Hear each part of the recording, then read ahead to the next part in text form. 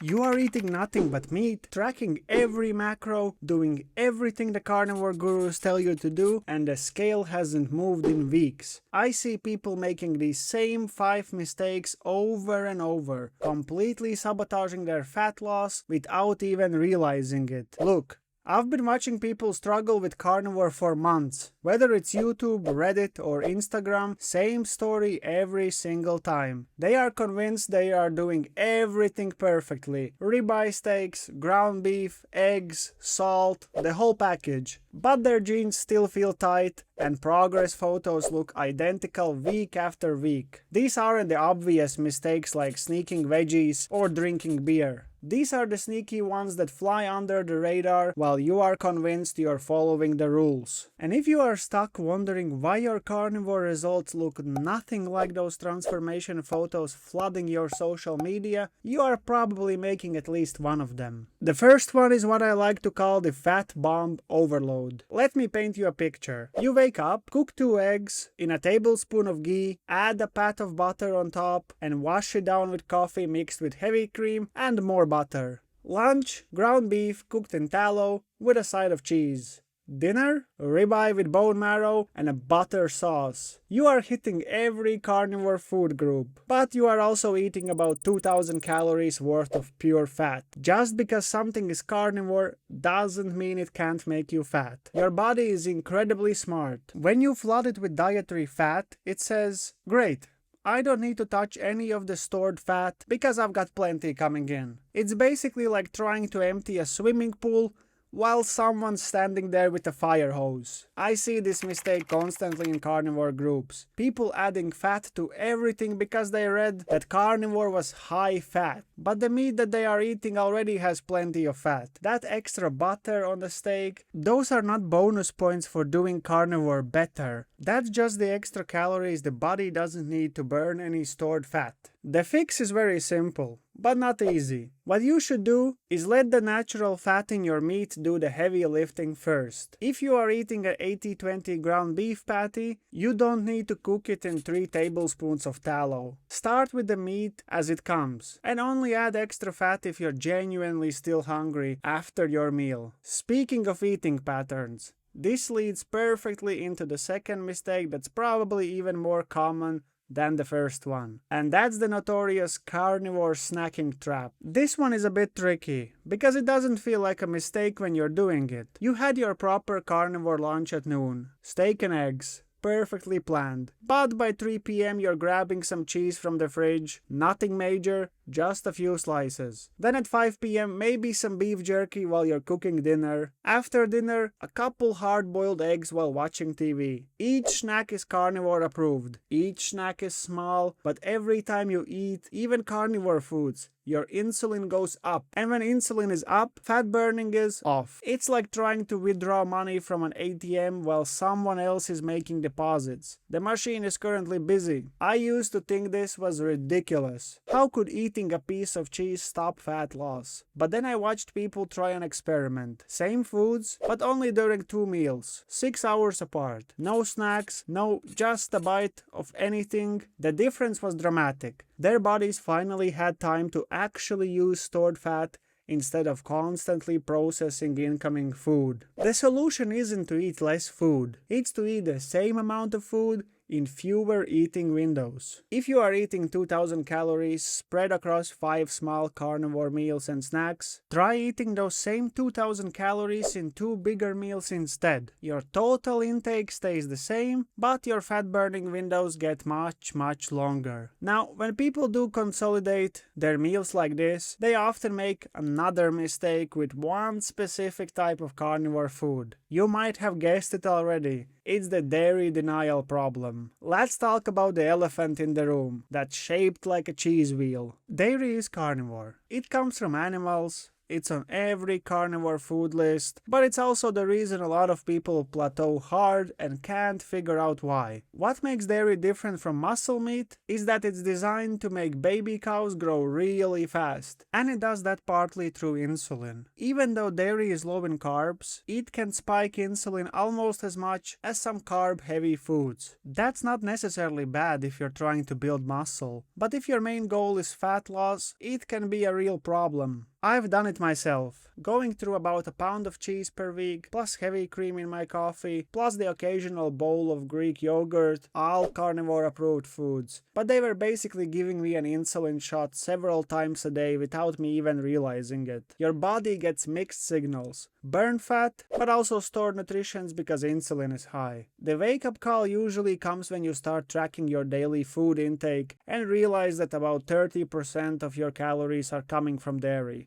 Not from meat, not from eggs, but from cheese and cream. It is basically doing a dairy diet with some meat on the side. Try this experiment that helped me greatly. Eliminate all dairy for 30 days. Not forever, not as some moral stance against cows. Just as a test. Keep everything else exactly the same. Same meat, same cooking fats, same meal timing. See what happens to your body composition. You might be surprised. But even if you nail the food part perfectly, there's something else that can completely sabotage your progress that has nothing to do with what you're eating. And that's the stress carnivore syndrome. This one might sting a little, because it's not really about food. You can have the most perfect carnivore diet in the world. But if you are running on 4 hours of sleep, stressed about work, and treating your body like a machine that doesn't need maintenance, fat loss isn't going to happen. Cortisol is your stress hormone, and when it's chronically elevated, it literally blocks fat burning. It tells your body to hold onto every calorie because times are tough. It doesn't matter that you are eating ribeye steak. Your body thinks there is some sort of a shortage coming.